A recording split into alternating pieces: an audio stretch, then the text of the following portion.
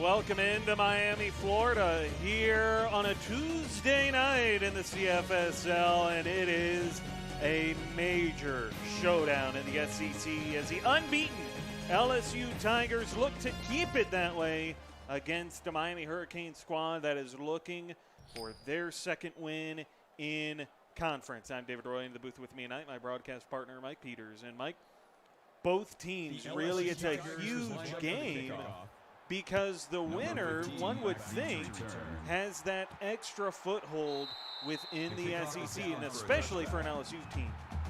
Well, LSU for sure. It would be big for them because, like you said, they'd be 3-0 in the SEC, and they'd have a stranglehold for the most part on that conference. However, I think it's bigger for Miami. They want to go 2-0, and they want to keep LSU right there near them. Well, they'll start with a quick throw, and Jay Nathaniel able to get 10 yards to begin the drive for Miami. Well, you got to keep an eye, if you're the LSU defense, on Blaze Gunner. Last week he had a big game, 222 yards, a couple of touchdowns, almost one player of the week. He is a dangerous person if you let him beat you.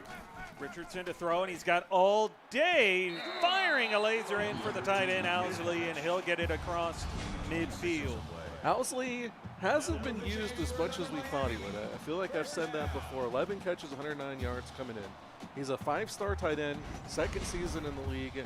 He's a valuable weapon that they can use. They just got to find more ways to get him involved. Out across to the LSU 39, empty backfield here. Braxton Richardson, they go quarterback draw, and it gets blown up, courtesy of Dylan LeBlanc, who's in the middle of an incredible freshman campaign. He is, 5-star defensive tackle, 11 tackles for loss and 7 sacks coming into this game. He's already got another tackle for loss there. I mean, he's putting up numbers that we haven't really seen by a defensive tackle before. Quick throw here from Richardson, and that'll find the tight end Housley as he gets 7 yards, so half the distance needed for a first down. Still the other half to go. Well, it gets them a more manageable third down. I think that's important here. You know, they got 4 receivers on the bottom of the screen.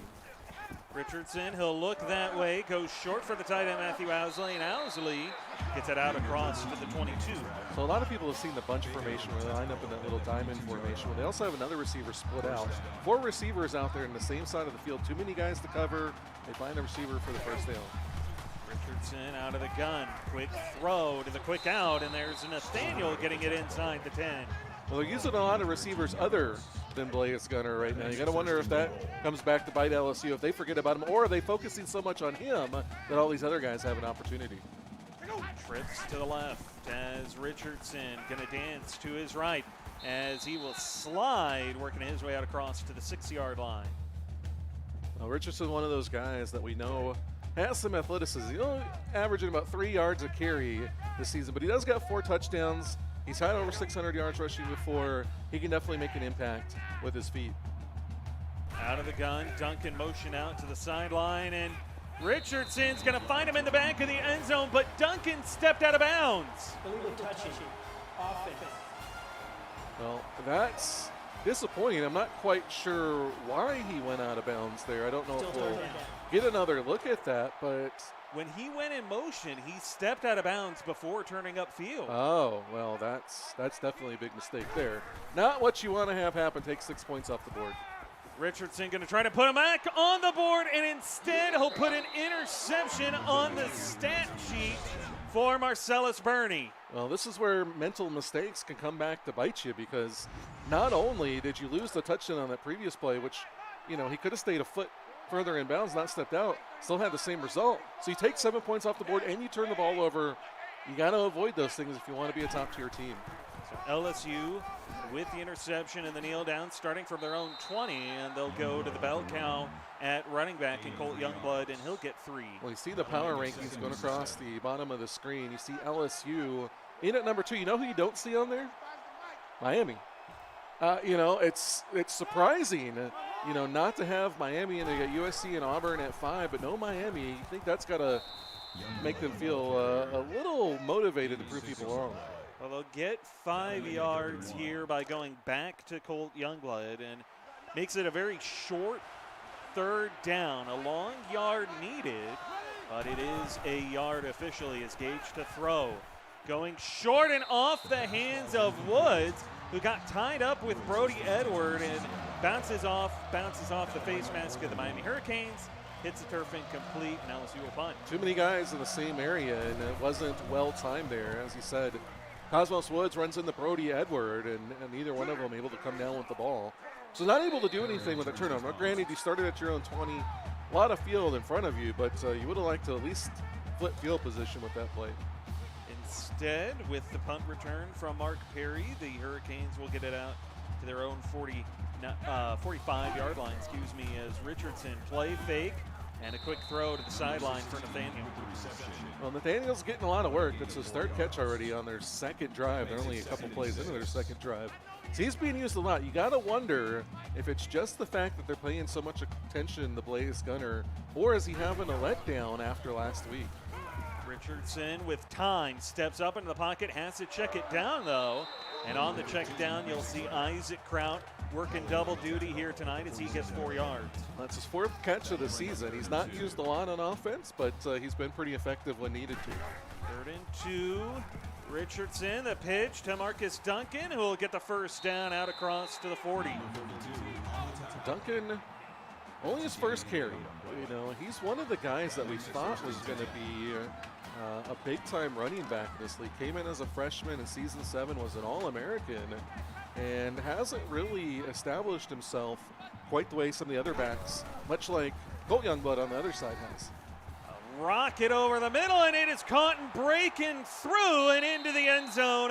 Jay Nathaniel for 6. Well, maybe it's just Jay Nathaniel's night. You know, Blaze Gunner had the big game last week. Now Jay Nathaniel getting in there for a big gain and getting the touchdown. The 4-star sophomore making a name for himself. And, you know, a lot of times guys overlook these 4-stars, you know, especially when you got a 5-star like Blaze Gunner out there. But Nathaniel showing that he can hold his own out there if he's the primary target in a game. And Miami uses it to get out to the early lead. Well, some sportsbook bettors may not be too happy because there was not a line in the sportsbook for Jay Nathaniel. There was a line for Blaze Gunner as Woods gets it out to about the 28. Yeah, the line was on Blaze Gunner going over 200 yards, which he's done twice in his career. He's also actually done it twice in his last, I believe it was 7 or 8 games. So it is a possibility, but it doesn't look like they're looking to him early on in this one. Gage to throw, quick pass over the middle, caught by Woods, and a nice little 5-yard gain to begin the drive. Well, and Cosmos Woods is another guy out there trying to compete for catches along with the rest of his guys. Another 4-star like Nathaniel. He's got Dominic Flores out there. Doesn't keep Woods from being the #1 receiver, though. LSU trying to hit the wide receiver screen, but it was broken up there by Troy Pressing. Brings back up 3rd down. Well, Troy Pressing had a lot of deflections last season. He tied the single season record for deflections, so he gets around the ball a lot. Here, LSU able to find Brody Edward coming across the middle, and he'll turn upfield. He'll get the 1st down, picking up 9 yards. Well, Brody Edward is a cornerback by trade. He fills in on the back as a backup to Colt Youngblood, and he's been effective in that role as well. Quick pass, Woods coming across the middle. He'll get 10 yards, and so LSU starting to find a little bit of a rhythm here. It's interesting that Cosmo Woods remains their primary target with Dominic Flores out there. You have to wonder if maybe the other teams just concentrate so much on him. Well, you know, Griffin Richardson is concentrating on Gage Youngblood here tonight, especially on that blitz. Comes straight through the line, undefended, and gets the sack. Well, you remember a couple weeks ago, he was player of the week. He had 16 tackles, 4 for a loss, a sack, an interception, and a touchdown in the win over Nebraska. And he's picking up, not necessarily where he left off, a little bit of an off week last week, but he's showing the talent that he has. 3rd and 8, Gage to throw, halfback screen, Colt Youngblood turning up to the sideline, pushed out of bounds. Well short of the marker, so on 4th and 2, LSU so far, they're moving the ball a little bit better, well, but you know. they're a little conservative. I don't really like that call near midfield. I mean, if you're going to take the chance, you're going to turn it over at midfield and play field position, might as well just take a shot at the end zone if that's the case. But a little conservative early on for LSU. Miami got the early lead. You know, we saw Nathaniel make a great catch, turn it into 6 on the last drive. We haven't seen Blaze Gunner yet. Owsley got involved a little bit, so a lot of options here working for Miami. Empty backfield, Richardson taking a shot, and he'll find the tight end Owsley to pick up 19 yards and a new set it down. Well, Marcellus Bernie, who got the interception on the first drive, came on a corner blitz, and that took one defender away, and Owsley finds his spot in the zone with that corner out, picks up the gain and gets the 1st down, and a good way to start the drive for Miami. Out to the 39-yard line. Richardson to throw, pressure coming, quick pass. There, Mark Perry coming over the middle, and he'll get 15 yards. So Mark Perry, another one of those guys that's a cornerback by trade. Actually played cornerback to start the season last year, moved him to wide receiver, and he's been primarily playing wide receiver this season. He's been pretty effective, although he's kind of in this gaggle of wide receivers, and you know, outside of Nathaniel Gunner, the other two aren't getting used, the Singer being the other. Play fake, Richardson dancing, loading up, deep shot, and off, and it's picked off. I thought that was Blaze Gunner, but I couldn't see on the far side of the field. We'll see if we get the replay here. It was Blaze Gunner who had the huge week last week. This time he drops what could have been a touchdown, and TJ Keene able to dive under it and pick it off. 2 interceptions tonight for Axon Richardson as Colt Youngblood gets a carry out to the 11. Well, now if you're LSU, you've got to think that you're in Richardson's head a little bit with a couple of picks, and he's got to lose some confidence in his number 1 receiver after that drop. I would say you pound the ball, you got to get it down the field and score though. Gage to throw, pressure coming, but he's going to find Flores coming over the middle, and he'll get it out across to the 22-yard line. Well, Flores, one of the 2 number 1 receivers that don't lead their teams in catches. Gunner being the other one, but I think they'll take his 25.9 yards per catch. Gage to throw again here on first down. He'll find Colt Youngblood, who slips out of not 1 but 2 tackles. But he has to step out of bounds, and he steps out right at the line of scrimmage. I don't like what they're doing here. They're not running him a whole lot, and they've used him a couple times on screens outside. You got to just let him run downfield. He's got speed and power, and he's best running downhill between the tackles. Out of the gun. Gage tried to keep it himself, but hit hard as Griffin Richardson breaks through and into the backfield. So 3rd and 12. Well, a triple option there, and they use they use Youngblood on the decoy, so to speak. They didn't hand it off to him, but they should have, as he makes the wrong read there. Richardson's there to punish Gage Youngblood. Gage to throw, 4-man rush. He'll dance and he'll find Edward. Edward, though, caught from behind and got turned around. And they kind of look like Dak Prescott. Yeah. Fortunately, wow. Fortunately, our guys aren't able to sustain those kinds of injuries. But that was an ankle dislocator. You know, we've got several Cowboy fans in the league. I don't know if that's a little too soon for them or not. Well, it wasn't a joke. It was. I was saying it legitimately. That reminded me of what happened to Dak Prescott. Fortunately, bad. Yeah. He wasn't able to suffer that kind of catastrophic injury. Miami will start from the LSU 48. Richardson, a rocket over the middle. It is caught and held on to for the first down by Isaac Krause. Well, Miami, despite turning the ball over twice, both inside the 10-yard line, once in the end zone, once inside the 10, they're still up by 7, and they're still got a good opportunity to make this a 2-score game. Richardson from the gun, 3-man rush this time, and he will go short, finding the tight end Owsley. Owsley getting 3 and sets up second down nearing the end of the first quarter. Well, you got to see if Richardson's still got the moxie to throw the ball downfield after those 2 interceptions. Quick throw on a tunnel screen, but I think that's the last time they're throwing the Blaze Gunner. That's the second one he's dropped on 2 targets, and he definitely seems to have a Player of the Week hangover from a week ago. Empty backfield now for Axton Richardson, and a 4-man rush.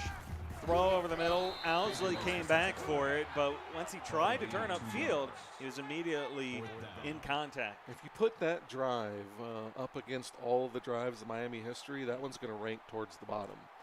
That's not one of the ones that's going to make any of the highlight reels for the team's history. Well, they don't get points outside, or they don't get a touchdown, they don't get 6 points. But they do get a 50-yard field goal from Dakota Groza, and that will give Miami a 10-point lead here at home. David Ware asked if 65 yards for Owsley is a career high. Actually, it's 71 yards against Florida last season. So not quite his career high, but he is having a productive night. And I left David speechless with that. You did a little bit. I've always thought that he had more yards than just 71. No, he is the 5-star that they do not like to use for whatever reason. I think he kicked their kid or something. There's one on every team, I think. As Gage Youngblood saying, look, if my arm ain't getting it done, I'll just take off and run. Well, I think it's just the play calling's not working right now, and he's kind of got to do it himself. The play calling has left a lot to be desired here early on. You got to give some of that credit to Miami, but LSU isn't adapting and trying to take advantage of what Miami has given them. Youngblood dances right, and he will find the tight end Eggers coming over the middle for 21 yards and a new set of downs in Miami territory. Well, that's only his first catch of the game, but maybe we're going to see a little battle of tight ends as Eggers comes up with one. Another guy that's a 5-star tight end that doesn't get used a ton, although I feel like he's been more effective in his career than Owsley. Eggers is a 3-star senior. Oh, yes. Only Eggers' 10th catch of the season, and with that, we take you to the quarter break with LSU trailing by 10, but they're looking to change that with this drive. You're watching the CFSL on PX1 Sports on YouTube Live.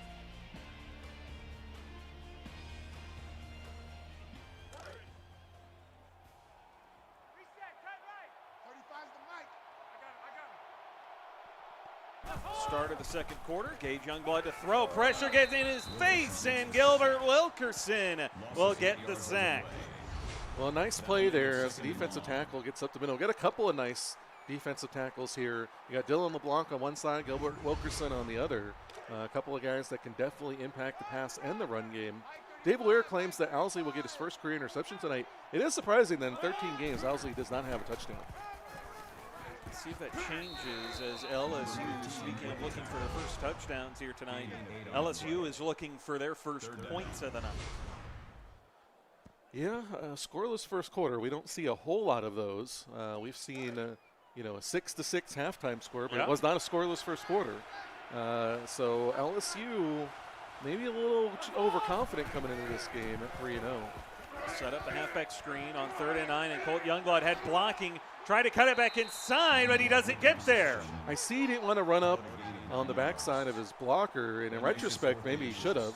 Just ran him over and tried to bully his way across the first down marker. Instead, he tries to fight and power through by going around his blocker and does not get the first. Remy Boudreau from 51 yards away, and he puts points on the board for LSU. So LSU, their scoring drought over here as they get onto the board, but still trailing by 7. 7th consecutive made by Remy Boudreau this season, the junior kicker. As they get on the board, but Miami I feel like has had an opportunity to really put this game away despite the turnovers. And LSU, to their credit, has done a good job on defense on not allowing them to do that. Out of the gun, Axon Richardson looking to see if he can try to put it away, and he puts his pass well out of the reach of the LSU defense and his own team. By the way, if nobody clipped that TJ Keene interception, I forgot to try to do it on my end. Somebody go back and see if they can. Actually, I don't know if I can do it on YouTube. But anyway, if anybody knows how to do it on YouTube, go back and clip that because that definitely needs to be clipped. Throw, the tight end Owsley getting the first down here as he picks up 12 and a new single game high for him. Well, I never would have guessed to put a line on Matthew Owsley, considering the fact that he averages less than 3 receptions a game, but look at him go tonight. Well, Axon Richardson was looking to go to Marcus Duncan and get him involved in the passing game, but Duncan wasn't ready for it. No, Richardson might have rushed that a little bit and threw it behind his running back. Empty backfield here for the Hurricanes. Richardson going to take it a run. Running into Dylan LeBlanc, and LeBlanc will get the sack. I don't know what they're feeding Dylan LeBlanc down there in Baton Rouge, but he is on. We thought last season that Colton Allen, with his 31 tackles for loss, was the most impressive thing we've ever seen. And that was from a defensive end. We're seeing a season unlike any other by a defensive tackle, and it's quite impressive. Off to a strong start in his freshman campaign. That's his 8th sack of the season as Richardson pop flies it for Blaze Gunner, but he's a few yards short of the marker, his first catch, and it goes for 11 yards. Well, just for argument's sake, let's say he doesn't get anything else the rest of this game. He ends with 8 sacks and 13 tackles for loss. That's going to put him on pace for 16 sacks and 26 tackles for loss. Now, obviously, the 26 tackles for loss would not be a record. However, it would be the second most that we've ever seen. However, the 16 sacks would also be the second most we've ever seen. And that's by defensive tackle. That would be quite the accomplishment. Just for, reference sake, the other 5 guys all on the career sack list, all defensive ends. So a defensive tackle making their way onto that list would be quite impressive. That's impressive. And he's well on his way. We'll see how that continues, and we'll keep you apprised of that, not just throughout the remainder of the night, but throughout the course of the season as well. Definitely one of those stats you want to keep an eye on. Well, because a lot of meat and crawfish. Crawfish I could see that being the differentiator, because I bet not a lot of teams are feeding crawfish to their teams. Probably not. Probably maybe more expensive depending on where you are. Crawfish isn't that expensive. They are in Louisiana. This is LSU. Yeah. Have you had crawfish before? I'm not a crawfish kind of guy. I'm not a big seafood guy. Have you ever had crawfish, David? No. So how do you know you're not a crawfish guy? I just said I'm not a big seafood guy in general. So you don't want to suck the heads? No, definitely not. As Colt Youngblood getting the carry again here, and he'll pick up the first down. To be fair, I have had a little piece of crawfish, if I remember. I might have been under the influence of adult beverages. But I'm not a fan of crawfish either. David just has this propensity to say he doesn't like things he's never tried. I'm just not a seafood guy in general. I don't know what else to say to that. It's just like, have you ever tried seafood? I have. I have had different kinds of seafood have you? in my time. Shrimp is about the only thing I'll go for from a seafood standpoint. That's about it. From what I understand, crawfish is kind of like shrimp. Is it? Again, my experience is very limited. But from what I understand, or maybe lobster. Maybe it's the Bayou lobster. I don't know. Somebody from LSU can let us know. Matt agrees. Says David hates everything he's never tried.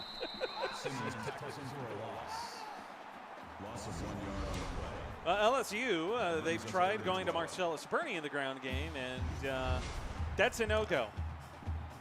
Backwards, loss of 1. Yeah, but they're going to hate trying that again. We saw a couple of running backs go backwards last night, and we don't want to start that trend. Out of the gun, Gage to set up here and to throw. A halfback screen for Marcellus Burney, and Burney losing another yard. Well, Zach Davis says he's learned so much from this conversation, and he thanks us. And I would like to say, we are nothing if not educators at what we do.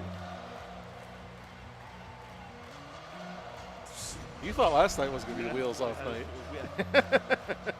Last night started wheels off. Tonight has not started wheels off. It's just progressed to this. I'm checking. NIU's wheels look like they were well off. That's a fair point. I'm checking the time. We're not quite into CFSL After Dark. So CFSL After Dark came early. About After Dark. I'm just saying, CFSL After Dark came. No, it's nothing about after. We're having intellectually stimulating conversation about crawfish. There's intellectually stimulating things about all kinds of things that you have never tried and so you don't like. Sure. Marcus Duncan getting a yard as Brandon Stone coming over, making his presence known. First time we've called his name tonight. And Matt has to reference the hammock from last night. Oh, wow. Of course he does. Yeah. Bubble screen, and with some room for Isaac Kraut. Big hit, though, dish down as he gets close to the first down. Did Zach Davis just referring to Will Stern as Stern 2? Because he's actually Stern A. I don't know if we need to educate him on that as well. Does that change hands now? USC beat Ohio State this season, or we just keep it as Stern A and Stern B? Well, Stern A was the first Stern. I know. Okay. That was Allie that established that. Oh, Allie established. Well, I think Neil. I thought we did that only because Ohio State beat USC first, and so we. Well, Allie was the first one to coin it Stern A and Stern B, I believe, and then Neil clarified that Stern A is Stern A because he was the first Stern. And Jay Nathaniel is trying to make a name for himself and break up our stimulating conversation of intellectuals. Did you just say intellectuals? Yeah. Are we owls now? Owls. Intellectuals. Uh-huh. Sounds more like you're saying owls. To you it would. Oh, that's okay. Have you ever had owl? You can eat owl? I don't know.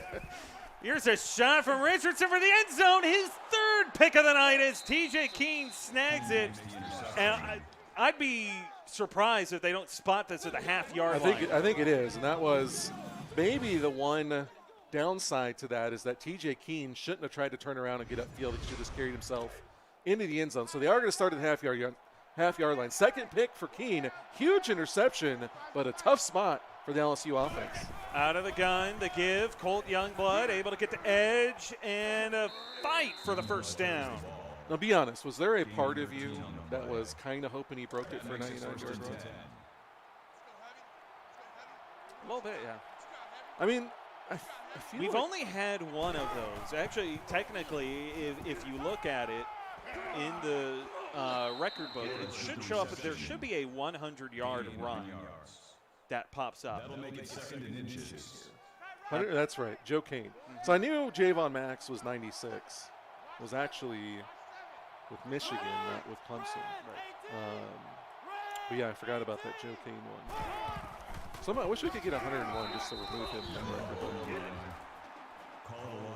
Well, Isaac Kraut removes Colt Youngblood from positive gains on that play. Yeah, a loss of 2, Kraut getting into the backfield. So third down and 2 for an LSU squad who's 2 of 7 here on third downs tonight. Gage in the gun, the tight end Eggers in motion.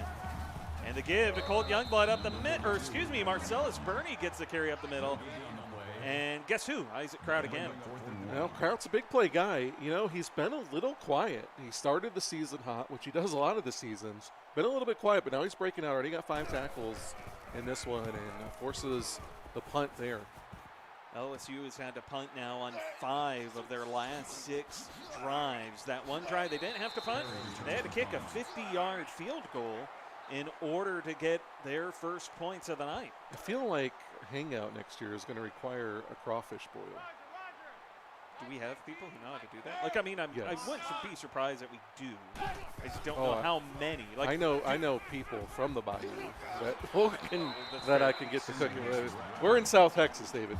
I know it's far and few between the people that know how to cook. In the league. It doesn't matter. That's all I meant. I mean, I didn't know if we were going to have like a crawfish off or something. Double Dave's doesn't play in the league, but they can cook our pizza. I didn't know if that was going to be something that, if guys who are in the league want to do a crawfish off, if that was something that it's a little bit harder to do that because of the amount that you have to cook. It's not like a chili or right. I know. I understand burger that. cook-off or something like that. You're gonna have lots of a lot utensils. You're gonna have the boilers. Well, and then you gotta buy in bulk.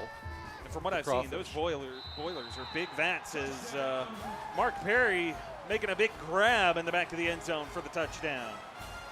Well, Miami finally, despite 3 interceptions, gets this to a 3-score lead. And well, actually, it's 2-score lead. But I don't know what LSU's doing. They've got 3 interceptions, and they've been able to do nothing with all 3 of them. And their offense has been very stagnant. Credit to the Miami defense. They've done a great job of shutting them down. But LSU's just not adapting and finding a way to attack this defense. This kick will be fielded in the end zone, and so we're going to give a shout-out to everybody in the live chat here. Anthony Richardson, Vontae89, Zach Davis, Anthony Stover, Tyler Deathridge, Neil Hennessy, David Ware, Ted Griffin, Allie Peters, Dalton Smith, Coach Bernie, Zach Stone. Appreciate all of you tuning in and joining us here on this Tuesday night of the CFSL as Colt Youngblood gets 5 yards. If you haven't already, like the stream, subscribe. It's important. It is. Doma says that we need to eat before we go in. I, in fact, did eat.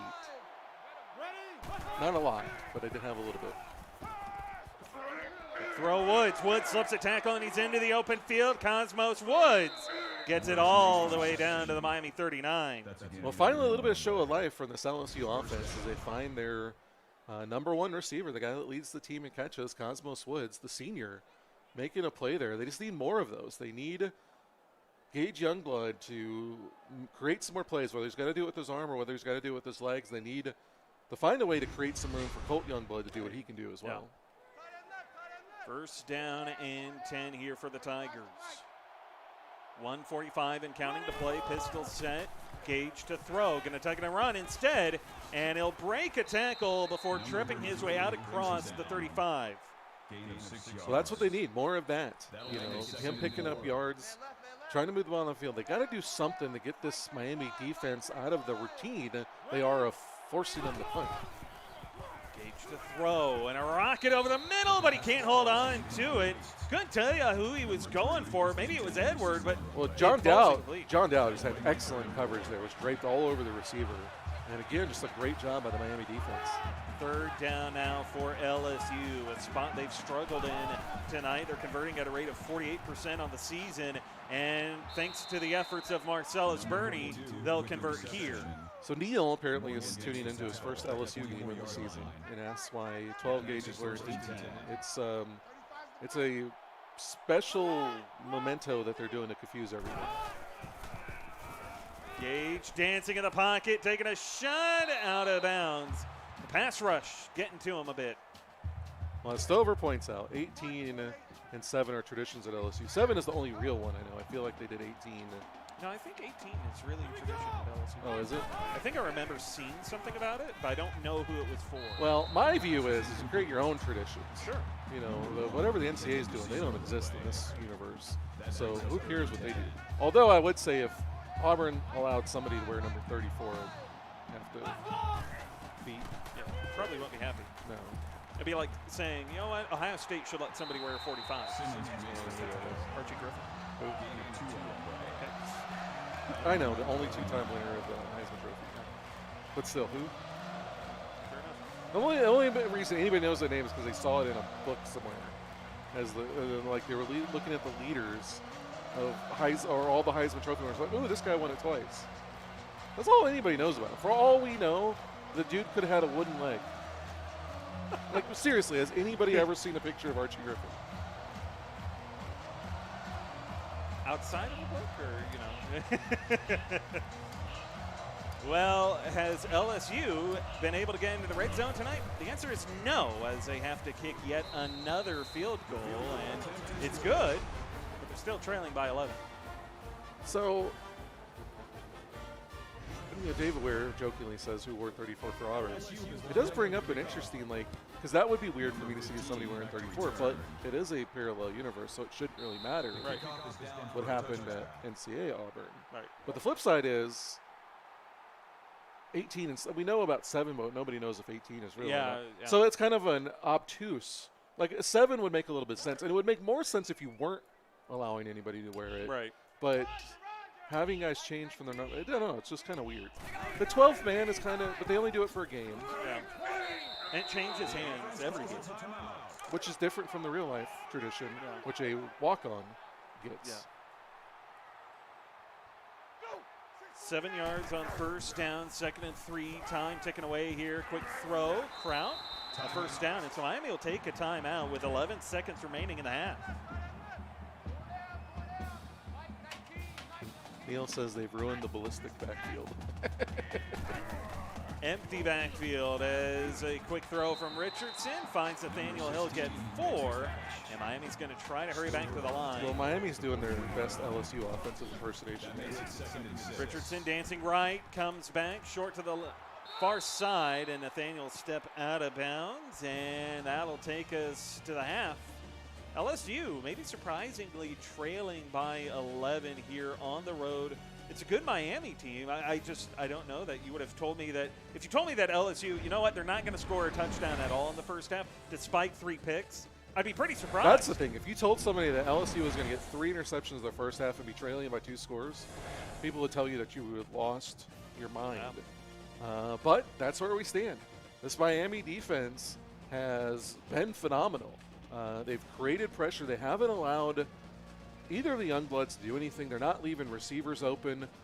Their offense has done just enough. It's been a little bit more explosive than LSU. The big problem with LSU is their offense hasn't been able to do much, and Miami's defense has played exceptionally well. Something's got to give there. You know, either Miami is going to start forcing turnovers, or LSU is going to figure it out and start putting points on the board. When you look at these numbers, time of possession very clearly in LSU's favor because of the 3 turnovers by Miami. And, you know, passing-wise, okay, it favors Miami. But, I mean, based on these numbers, you would think that to some degree LSU would at least be closer to Miami than what they are, if not maybe a slight lead over the Hurricanes. I was reading Neil's comment. I didn't pay any attention to what you said.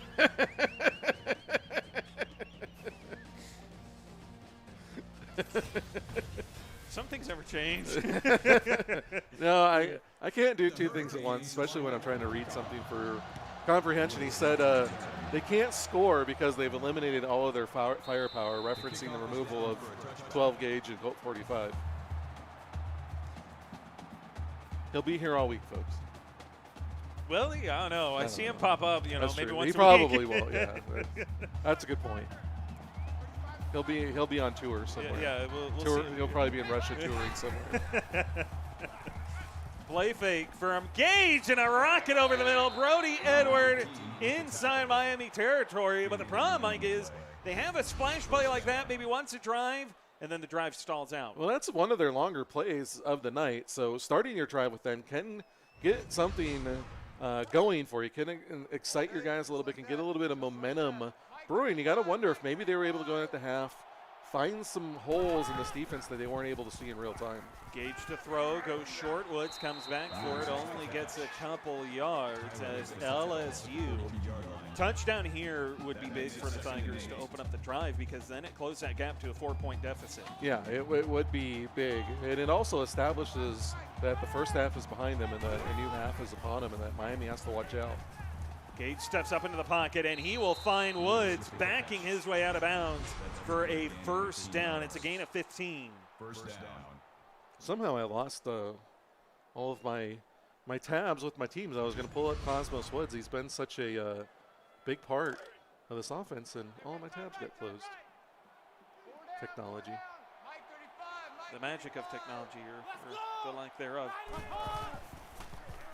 Gage floats it to the sideline, and the tight end Eggers will get 6 yards as LSU creeps up onto the edge of the red zone. Youngblood tonight, 20 of 26, still under 200 yards passing, though he's not far away from it at 193.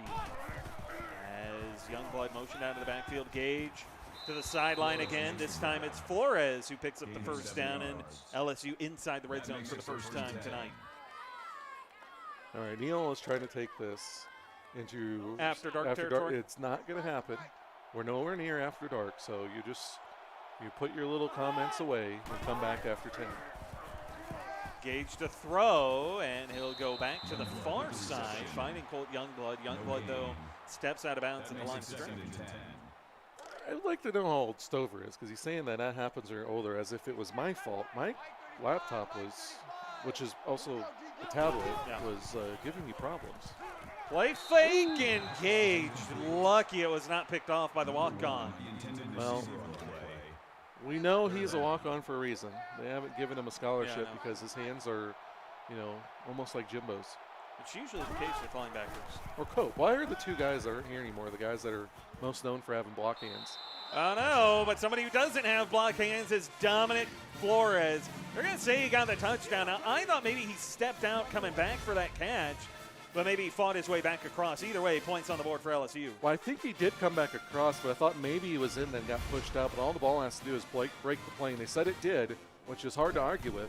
So Miami gets their first touchdown to start the second half. A good drive to get them started. Now it's going to get some of that momentum and get some confidence in this team that they can move the ball against this Miami defense. Now we'll see how Miami responds. This will pull LSU within 4 points of the lead. As Miami, they'll kneel the kickoff. And with 7:26 to play here in the third, that is where Miami will get their first crack of the second half, as they'll start the pistol set with Richardson. Pressure coming. He'll step up, though, and he'll find Blaze Gunner underneath. Very unusual to see Blaze Gunner coming over the middle instead of, deep down the sideline. Yeah, he does get a lot of go routes on the outside and post routes, but occasionally they'll try to get him involved with some kind of possession-type receptions. Only his second catch of the night is Richardson off the play fake, going to scramble, and he'll pick up 8 yards as Anthony Stover closed in. I feel like Stover would have got a penalty in the modern-day land of football, as it looked like he went for his head. It's not a penalty here, but it is poor form. Play fake again. Richardson finding the wide open Mark Perry for 25 yards. David, I think I could have caught that ball. as open as he was. Now, could I have gotten to that spot as quick as he did? I don't know. But I'm pretty sure I could have caught it because he had nobody within 10 yards of him. And I would have just ran out of bounds before Oliver Golden I got to. But Perry's able to get a couple yards after the catch. He'll get it out to the LSU 31 as Miami driving this ball really easily here. Play fake again. Richardson to the end zone. Caught. Touchdown, Blaze Gunner. Well, he can't keep him out of the end zone forever. And Blaze Gunner throws up the U as he gets into the end zone there on this first touchdown of the night. And Miami jumps back out to a 2-score lead. Extra point from Rosa puts the Tigers down now again by 11. And this Hurricane squad coming into tonight, they're 2-1. LSU is unbeaten, 3-0. They played 2 of their in-conference games, 2 of their 6. Start out 2-0. They had the 25-point comeback against Texas A&M all the way back in week 1. Single largest comeback in CFSL history. And then Miami coming in tonight, 2-1, 1-0 in conference, trying to get that second win.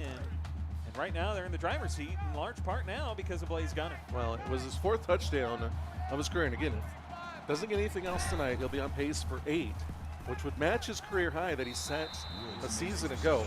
One thing about Blaze Gunner, he's been incredibly consistent. Yards, catches, maybe not, but he's always around at least 20 yards per reception, and he's always between 6 and 8 touchdown catches. So you know what you're getting out of Blaze Gunner every season. A deep threat, if ever there was one in this league, as Colt Youngblood getting the carry and getting a yard as Perry Pennell will come up to greet him. Well, what's also interesting to know is Blaze Gunner did not have a drop coming into this game this season, and he's got 2 tonight. So he's also been fairly consistent there, between 4 and 6 drops every season. So consistent guy, you got to take the good with the bad. Pistol set, trips top the screen, big third down for LSU as they're trying to get some consistency out of their offense, and unfortunately the only consistency they're finding tonight is their struggles on third down. Miami seems to have an answer for everything that LSU tries to do. Not that LSU is blowing anybody's hair back with their creativity on offense, but to Miami's credit, they are everywhere they need to be on almost every drive here against the Tigers. So once again, the LSU Tigers are forced to punt it away, and on the return, Mark Perry out across midfield and out across to about the 42-yard line. You know, I got a little excited because he had a little bit of room, and he just stayed too close there for old walk-on Charlie Ross to bring him down. And I don't know. I think it was one and done for punt returns. Abandon all hope, ye who enter here, as Richardson, deep shot, testing Bernie, and Gunner well covered. Yeah, he was. And Marcellus Bernie is one of those guys that's not easy to beat. He was an All-American in last season at USC. That's for a reason. Great coverage there. Richardson to throw, pressure coming as Axel Richardson finds the tight end Matthew Owsley up over 100 yards receiving tonight as he gets 7 there. Well, 71 was the most in his career. Now he's up over 100. Now can he get his first touchdown? That's the big question. Career night for him. It would be, as Richardson, he's not even going to be able to get them the first down as the pressure forcing him to get rid of it. So here's the question. If you're Matthew Owsley and you get a touchdown tonight, do you just hang it up and know that you're never going to be able to top that the rest of your career?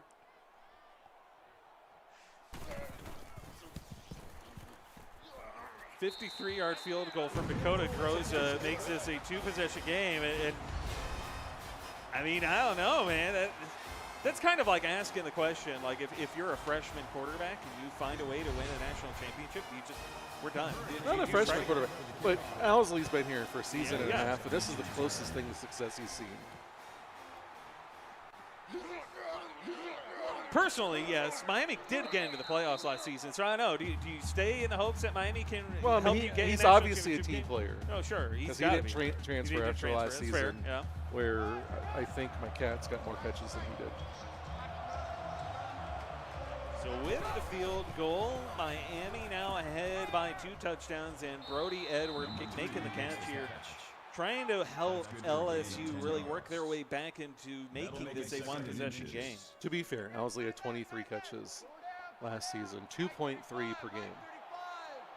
I mean, Good little safety foul. 2 catches a game. Well, Harry Pinnell averages more than 2 tackles I a was game. going to say, he's better off than that as Pinnell getting in the backfield here, keeping LSU short as Gage Youngblood having a tough time getting positive yardage on the ground tonight. You almost wonder what's keeping Elsley at Miami with the little usage that he's got. Where they just promise him eventually we're going to get you 100 yards. It'll work to you eventually. Yeah, it will all come to fruition.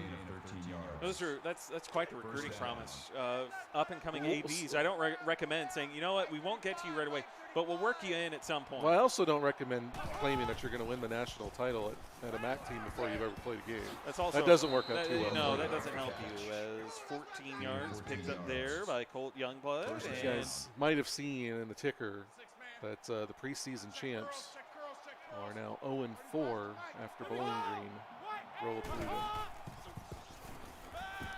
Wide receiver screen there for Fred Terry as it's tough in this league to win. It's even tougher to make declarations in the offseason and put a target on your back when you're unproven. It makes life difficult. Well, I mean, we've seen it a lot. We saw Ohio State in season 1. We saw Texas and Clemson in season 3. Now, to their credit, they won in season 4 and 5. Yeah. So they weren't as far. I mean, they were very successful right off the bat. But I mean, I think Northern Illinois and followed up Ohio State and Oregon as 3 teams that have claimed prior to the season that they were going to just run roughshod over each other. And they found out the tough way that it is not as easy as you think to win in this league, despite not having recruiting caps. Game planning is a big part of it. And that is something that takes some getting used to. LSU, their game plan is working a little bit better here in the second half. Fred Perry able to get 13 yards and a new set of downs down inside the red zone for only the second time tonight as Gage to throw, pressure, and he has to get rid of it. Well, he almost hit that cheerleader doing a backflip over there. That would have been maybe one of the more interesting highlights of the season. If he would have hit her as she's flipping over and just knocked her completely off balance. He's going after her again, and I'm pretty sure it hit the one in the head. I'm pretty sure that bounced off her noggin, and like a true champ, she went on like nothing happened. Should Gage Youngblood be fined for that? I think he's a little preoccupied with the girls on the sideline. Gage to throw, dancing in the pocket, over the middle, caught, touchdown LSU. Well, that was a dot. Flores gets a second touchdown of the game, and it's a dangerous throw because there's two defenders right on him, and you got to throw that perfectly. And he does. So a great job there by Gage Youngblood. And now LSU back to a 1-score game, 7-point game. But they still got a little bit of work to do here. So the extra point is good from Remy Boudreau as LSU has closed the gap back to a touchdown. But now, the problem for LSU, their defense was playing really well early on in this game. Since then, though, that Miami offense, they have picked up the rhythm and they have found the means with which to carve apart this LSU team. Well, both of them are doing pretty well here in the second half, and actually LSU almost twice as good as Miami. And they were able to close that gap a little bit, keep it a 1-score game. So I think this is a more balanced game in this half than we saw in the first half. Now it's a little bit more of what we expected to see the whole game. Richardson dancing right, going to tuck and a run. Axon Richardson, a first down and more as he drags some Tigers with him across midfield. What a run there.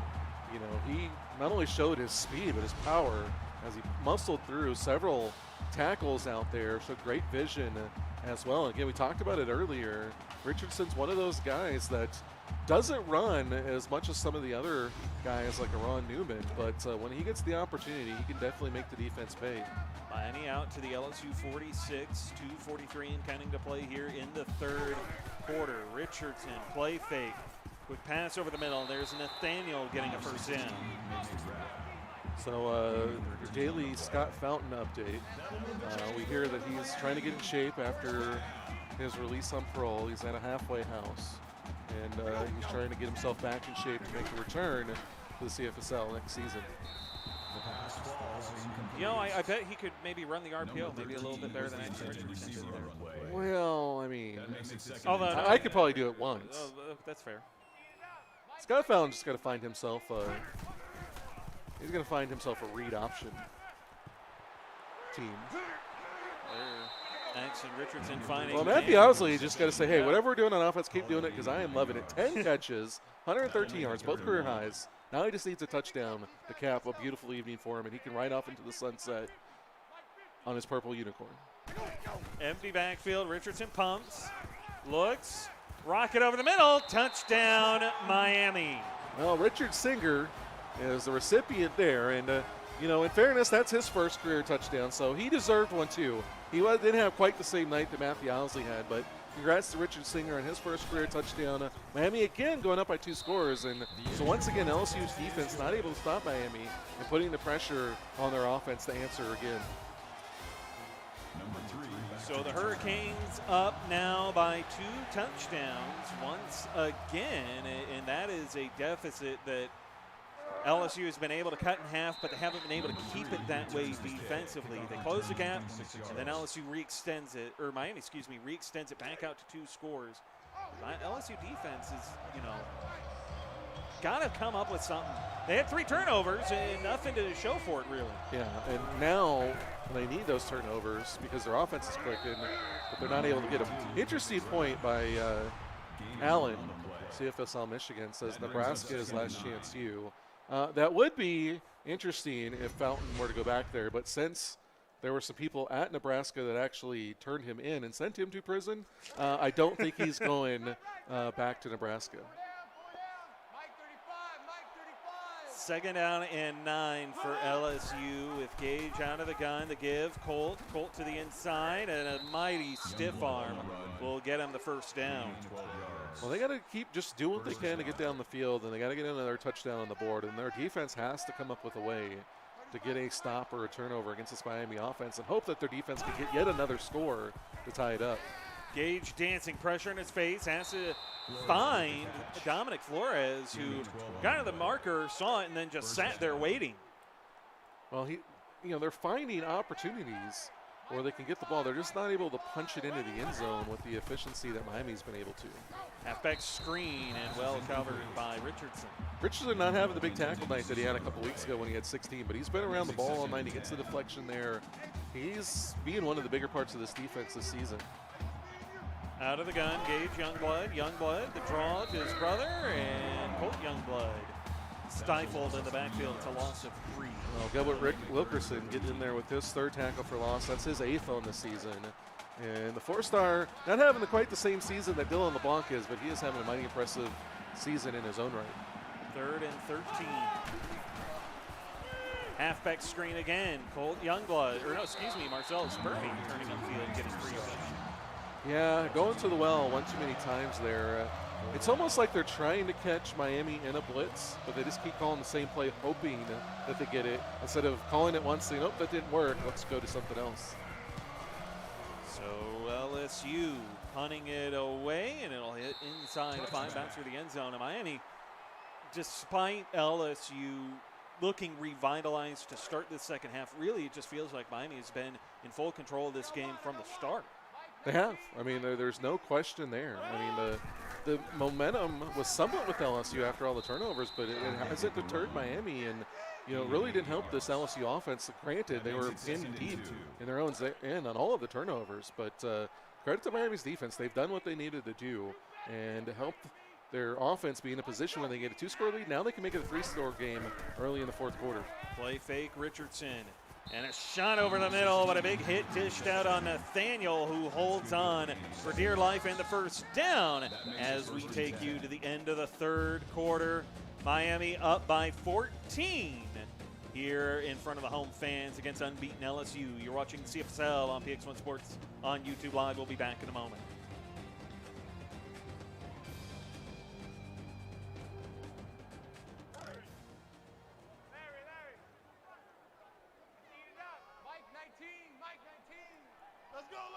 Start of the 4th quarter. David Roy, Mike Peters here in the CFSL, and a wheel route for Marcus Duncan to get the first down on a night where Miami is looking to give LSU their first loss of the season. Duncan hasn't been able to get a whole lot going tonight, but he gets open there on the wheel route and is able to beat the defense. And again, This Miami offense just seems to stay one step ahead of the LSU defense, the Miami team overall. And like you said, LSU comes into this game 3-0.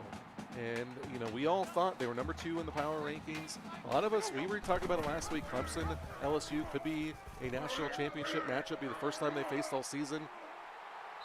Big run there by Griffin Richardson. But now you wonder, look back to Florida the last few seasons. Started 3-0 in season 7, started 4-0 in season 8. Neither one of those seasons did they make the playoffs. So now LSU, do they go from being one of the teams that everybody thinks is a championship contender, do everybody watching to see if they are they going to take another stumble next week? Empty backfield now for a Miami team who's been on the rise since their week 1 loss to Notre Dame, as Marcus Duncan stretching for the first down. Just a good job here by all of the guys on Miami. They're finding openings. They're able to convert. Look at Action Richardson, 444 yards, 4 touchdowns. And despite those 3 touchdowns, or those 3 interceptions, they're going to keep him off a player of the week. They're not going to look good in the scoreboard, but credit to him fighting through those. Give a carry here to Marcus Duncan. Duncan will get 5. He has not been used much on the ground tonight, only his 6th carry. Well, Coach Burney keeps using the Stay Strong Boys tag, or the slogan. And Chad, I think he's going to need to look for a different one because that hasn't been working for him. The pitch, Duncan cannot get there as the Tigers swarm.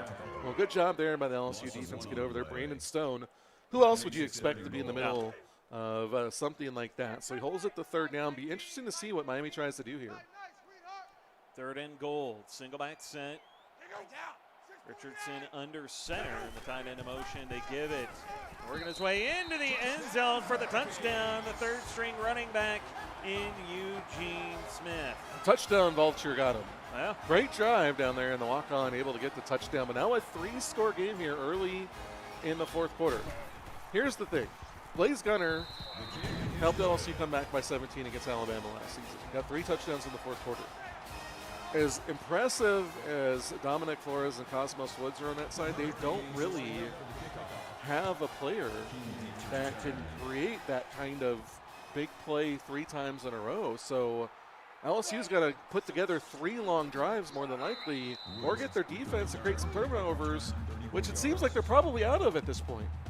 Yeah, 3 turnovers in that opening half, and LSU's defense has offered precious little since, as LSU starting from their own 35-yard line. Gage to throw, and the pass rush, that is really playing a role in this as well. They don't have the time to take shots deep. Well, there is a good defensive line here at Miami. I have to credit that. Gilbert Wilkerson putting that pressure up the middle has been so tough for Miami to adapt to. Here's a rocket from Gage, and he'll find Cosmos Woods coming over the middle. He'll get 14. Well, and you look at there, though, Freeman Swiss right on him, all over him. Yeah. In coverage there. Even when they find a guy open, he's not open by much. 98 Weasel. I can't wait to see this play. Oh, boy. Gage a throw over the middle. The tight end Eggers getting stopped a yard short of the marker. I feel like Rex Tyler knew what was coming there because he was all over Edge Eggers there. And, you know, they're moving the ball relatively well, but being down 3 scores here, it's going to take a lot of these kind of plays to get you back into this. Gage to throw, pass caught, Colt throws out a stiff arm, gets it down to the 25-yard line as he picks up 16. If they would have been doing this in the first half and moving the ball like this, they'd be in a lot better shape. But down 3 scores here, nearly midway through the 4th quarter, you got to start looking for big plays. You're not going to be able to put together 3 drives like this in 6 minutes, along with Miami taking any time off the clock. So you got to get a little bit more creative and try to push the ball downfield. Come back to the gun.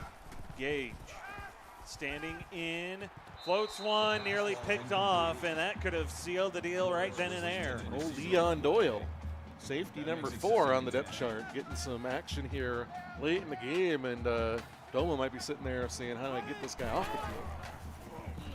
Gage, quick throw to the sideline. There's Marcellus Burns getting 4 yards, 36. Again, a good job here by LSU. It seems like it's a little bit too late. They got to show a little bit more sense of urgency, but maybe they're just trying to get the first touchdown to worry about the next. Gage over the middle, finding Fred Perry. Perry gets it inside the 15-yard line for a new set down. First down. There's a few walk-ons out there, which might make this a little bit difficult here down late in this drive. Gage goes short and a huge shot on Colt Youngblood being dished out by Perry Pennell. Well, another thing that a long drive like this does in the fourth quarter, it does wear out the defense some. And you're probably going to see it take its effect, although you would never tell by Perry Pennell's play there. But you're seeing, I mean, they had Edge Eggers wind out wide. They had a walk-on out there. They have Bernie out there at wide receiver. This is taking a toll on their offense in general. The lone star receiver on the field is Flores, and he's at the top of your screen as Gage has to put it through the back of the end zone, brings up third down. This is 4-down territory here. There's no point in kicking a field goal, so they're going to take 2 shots here at the end zone and try to pull themselves within 2 touchdowns. Trips to the left. Gage dancing, end zone, touchdown, the tight end Eggers. Well, Eggers gets his 3rd touchdown of the season. Like we said, he isn't used a ton, but he's been very effective this season in his senior season. So they get the touchdown. So here's where you're at. If you get a 3-and-out from Miami and you can drive down the field and get another touchdown, you can almost do one like that. But again, you got to be careful how much it wears on your offense as you're going. But you get an opportunity. But then you're getting to a point where you need another 3-and-out or a turnover and possibly your onside kick territory, depending upon what you do on the next drive. So really important the defense here for LSU steps up. Blaze Gunner on the return, gets it out to the 34-yard line as he really tried to ice this game then and there. And you look at it, last 4 drives for Miami, they've all ended in points. Well, I mean, it's kind of what they've been doing all night. No surprise there. It's LSU, that stepped up here in the second half, but still very conservative and lacking that big play presence. RPO and the pass over the middle, caught by Nathaniel. Nathaniel getting 9 yards. As we look ahead a little bit. Well, let's also call it, he's got his 10th catch there, David. He's got 10 catches for 131. Him and Owsley both having big nights. Big nights to go around here in the passing game as Richardson slips a tackle, slips a second on his way out to the first down, picking up 3 yards as we'll look ahead a little bit now. 20 to 30 minutes after this one, it's a tale of 2 storied teams going head-to-head as Auburn and Michigan will square off from Jordan-Hare Stadium. Well, that story isn't as lengthy for one of those teams as it is for the other. Those 2 guys were big rivals in the first 4 seasons of Michigan's existence, and then they haven't played in a few years. It'll be interesting to see. They usually lock horns, and it's usually a really good game. Well, Duncan, he has not been used much, so he's trying to make every carry matter as he picks up 12 yards, trying to give himself a good game in the stat sheet.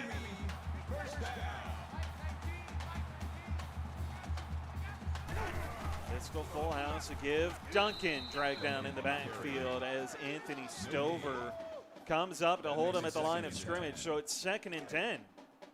Well, and this is not what LSU wanted to see from their defense, is the Miami offense taking time off the clock, moving the ball. They're almost in field goal range.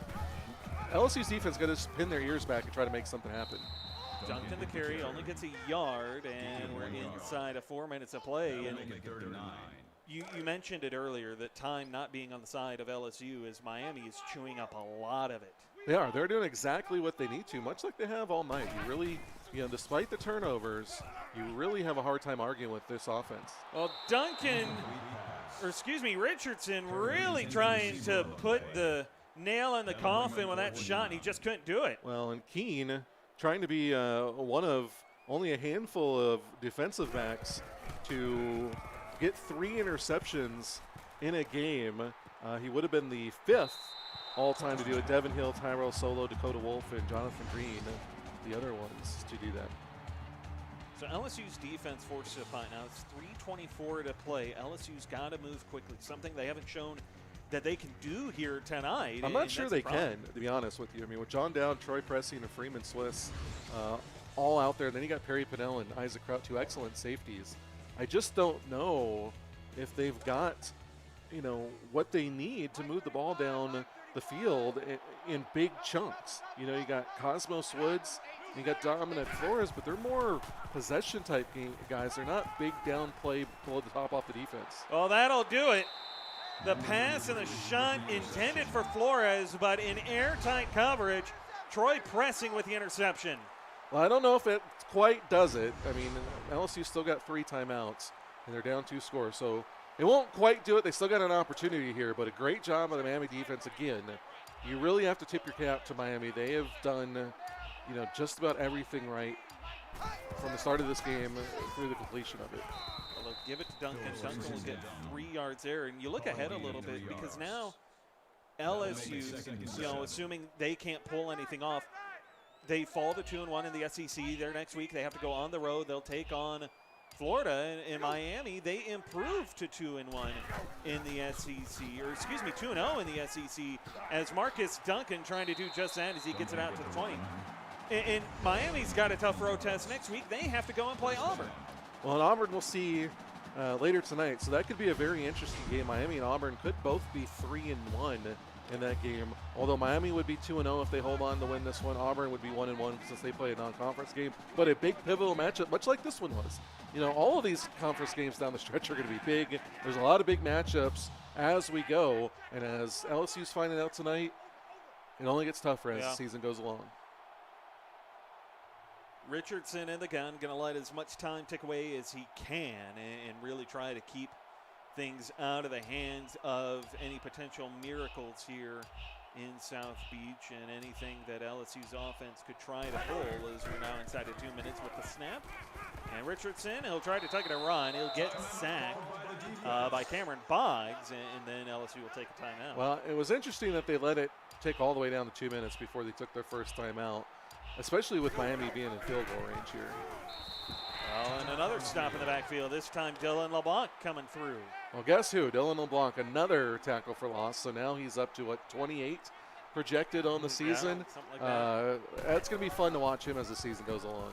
Duncan getting the carry here, and he'll end up losing a yard. And so out comes Dakota Groza for a long 49-yarder. If you're in the stadium, just start blowing hard against this and hope that you can keep it out of the uprights.